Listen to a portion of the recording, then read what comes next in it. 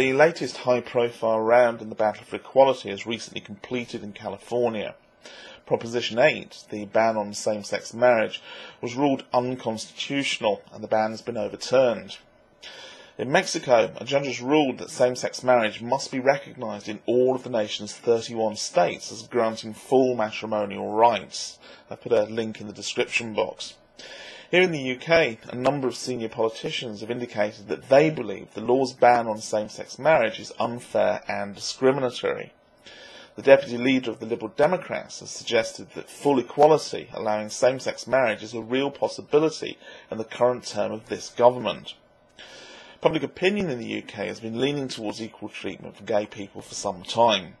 In 2009, a populist poll for the Times newspaper showed that 61% of those polled believed that gay people should have a right to marriage and should not be limited to civil partnerships.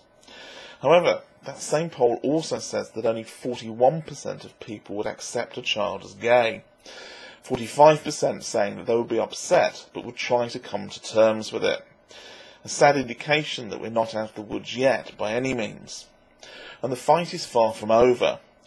The religious conservatives will certainly contest the overturning of Proposition 8. The Pope has already made statements denouncing same-sex marriage in countries such as Portugal and Spain. But what the recent stories do tell us, I think, is something that we've known in our hearts all along. That most people in free, democratic societies are in favour of equality and fairness. That they do believe in justice, and that those who prefer an unequal, unfair, discriminatory and divided society are losing ground every day. The same arguments being used today by the religious bigots to deny equality for gay people bear a striking resemblance to the past arguments used to justify racial segregation, slavery and denying women the vote. The arguments against gay equality contain the same flaws, and so will ultimately fail in the same way as decent human beings work towards a fairer society.